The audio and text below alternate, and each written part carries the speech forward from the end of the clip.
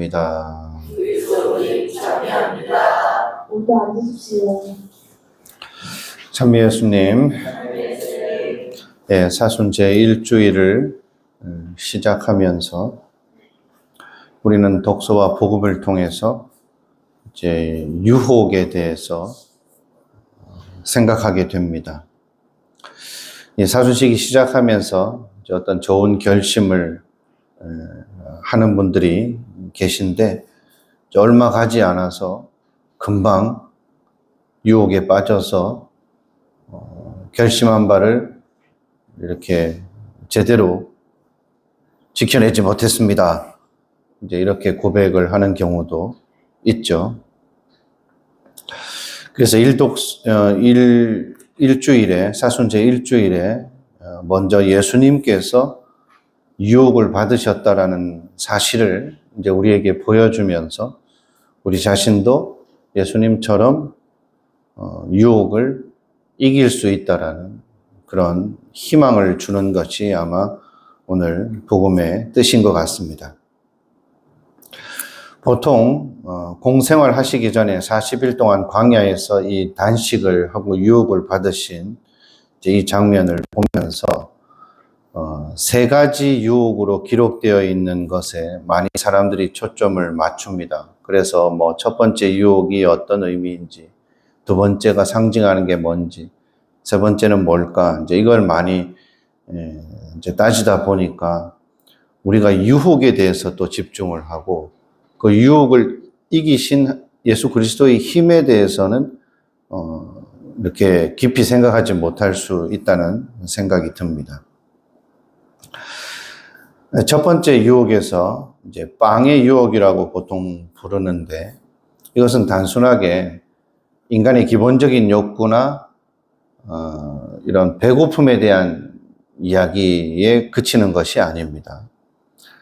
그런 기본적인 욕구를 통해서 인간이 약해지고 또 그래서 쉽게 유혹에 빠질 수 있다는 것을 이야기하는 것은 사실인데 여기서 핵심은 뭐냐? 돌을 빵으로 바꿔보라고 했잖아요. 그죠? 예수님께서 돌을 빵으로 바꿀 능력이 있는 분이라는 것이 여기서 중요합니다. 그렇게 할 수 있는 능력이 있지만 그렇게 하지 않으신다는 겁니다. 왜일까?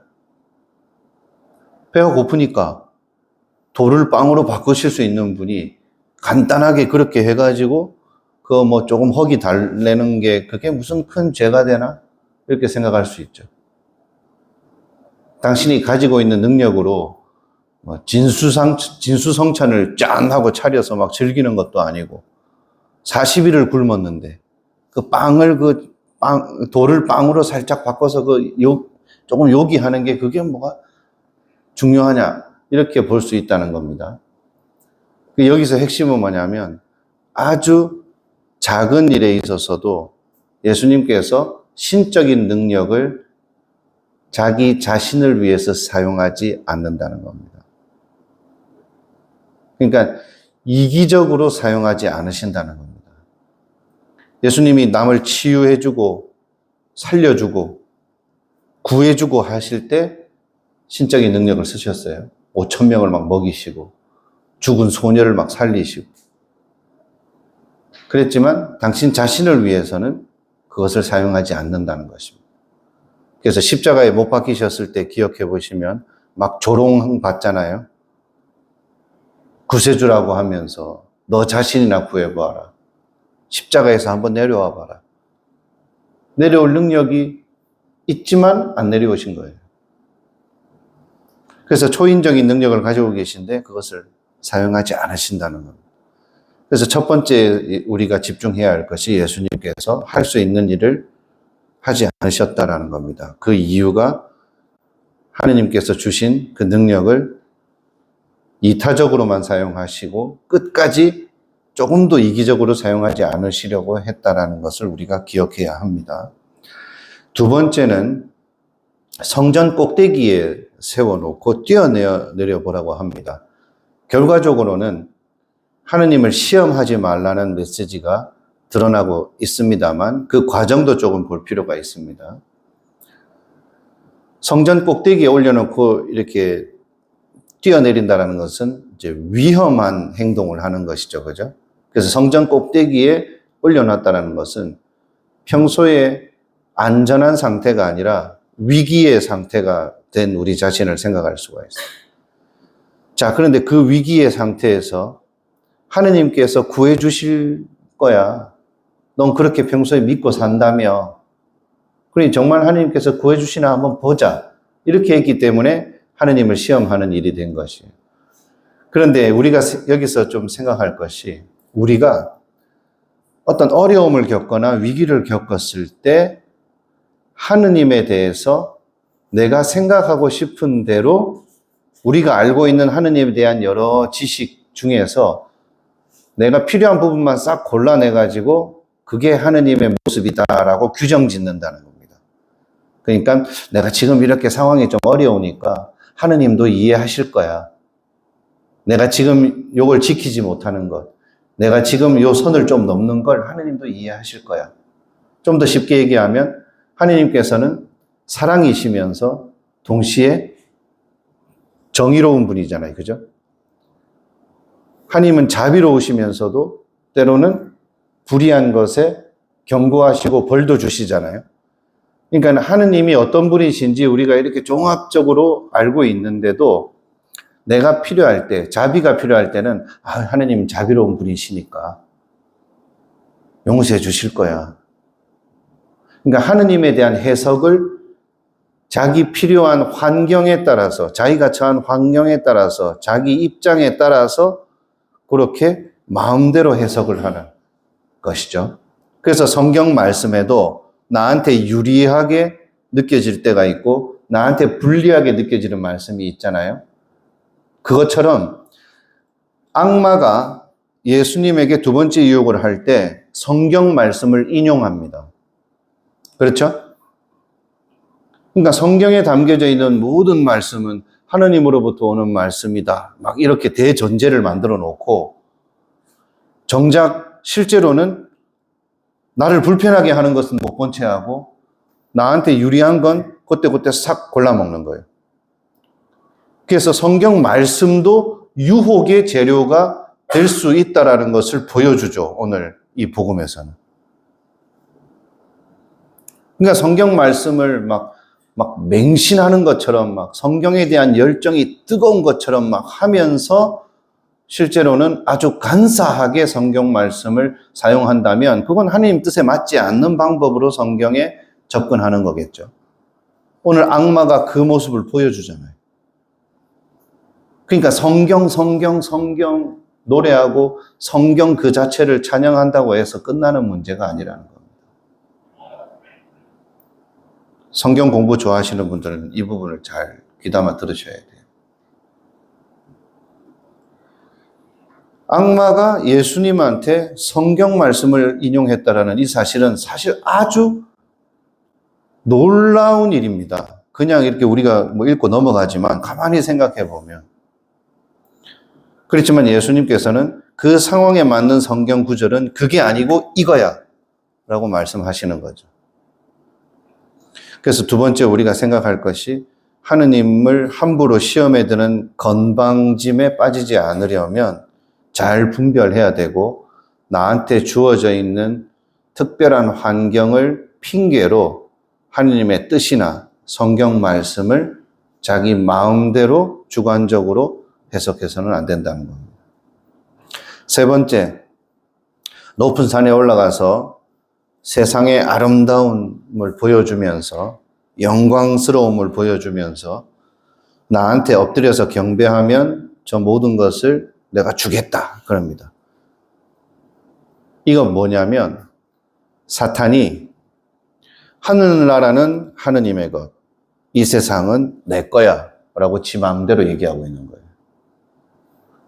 이 세속을 보면 유혹도 많고 또 악한 일도 많이 일어나죠.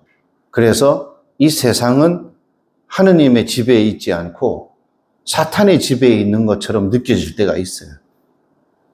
그 부분을 이용하는 겁니다. 사탄의 지배에 있지만 이렇게 화려하고 달콤하고 좋은 세상. 그러니 하느님은 저 하늘나라에서나 주인 행세하시고 이 세상에서는 내가 주인이야. 근데 나한테 하느님의 아들이라고 이 세상에 내려온 당신이 무릎 꿇고 절하면 내가 줄 수도 있어. 이 건방 떠는 겁니다. 여기에서 예수님이 느낄 수 있는 가장 강한 유혹은 뭐겠습니까? 여러분들이 우리가 인간적인 입장에서 예수님의 입장이었다면 이 시건방진 놈 한번 제대로 교육시켜주고 싶지 않겠어요? 사탄이 말하는 그 잘못된 논리를 조목조목 우리가 따져서 이 논쟁을 해서 이기고 싶은 것도 유혹일 수 있고 압도적으로 제압해버리고 싶은 유혹도 들 수 있어요. 그렇지만 그렇게 하지 않으시죠. 그 논쟁에 휘말려 들어가지 않으시고 단호하게 물러가라 이렇게 얘기하시죠. 물러가라. 이 건방진 놈 일로 와봐. 꿀밤 줄게. 일로 와봐. 이렇게 안 하죠. 우리는 한번 확 쥐어받고 싶은 마음이 있어요. 한번 제대로 너도 한번 느껴봐야 돼 하면서 갚아주고 싶은 마음이 있어요. 그냥 이렇게 쫓아버리면 될 것을 굳이 붙들고 앉아가지고 설득시키고 논리로 제압하고 이겨먹으려고 하는 그런 마음이 있어요. 그래서 예수님의 자존심을 탁 건드렸죠. 원래 예수님의 것인데 지 거인 것처럼. 여러분도 어떻게 생각하세요? 내 건데 지 것처럼 행동하면. 거기에서 우리가 강한 유혹이 생긴다는 것입니다. 자, 그러면 이 유혹은 결국에는 무엇이냐? 겸손을 포기하고 싶은 유혹인 것이에요. 첫 번째 유혹, 두 번째 유혹, 세 번째 유혹 모두 다 공통분모를 이야기하려면 예수님께서 지키고자 했던 하나님의 뜻에만 순종하면서 겸손하고자 하는 것, 하나님의 뜻을 겸손하게 받들고자 하는 그 마음을 잠시 포기하고 싶게 만드는 그런 자극을 주는 것입니다. 그것이 배고플 때, 육신적으로 취약했을 때 일어날 수도 있고, 심리적으로 취약했을 때 일어날 수도 있고, 내 스스로가 합리화시키고 싶고, 나 자신이 핑계를 대고 싶을 때 일어날 수도 있다는 것입니다. 그렇지만 예수님은 끝까지 하느님의 뜻이 담겨져 있는 성경 말씀에만 의지하면서 그 상황을 극복하신 것입니다. 그러니까 인간이 할 수 있는 가장 강력한 힘, 가장 강력한 무기가 겸손이라는 걸 보여주시는 겁니다. 만약에 예수님이 기적적인 힘으로 마귀를 퇴치하시거나 제압하셨다면 우리하고 상관없는 일이 되는 것이죠. 우리는 그런 능력이 없으니까요. 하지만 예수님이 우리에게 왜 이런 모습을 보여주셨는지 잘 생각해야 하는 것입니다.